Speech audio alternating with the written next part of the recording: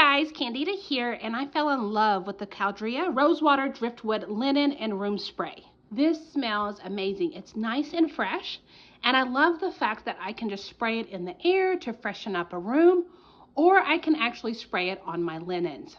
This has been a game changer. I go in the evenings and I just kind of freshen up the sheets before everyone goes to bed with a light spray. I also like to spray it in the air if I'm going to be having guests over. It just helps keeps the room nice and fresh, and it has a light scent. The scent isn't overpowering, and it's just a nice, clean, fresh smell. I wish you could smell it. I really do.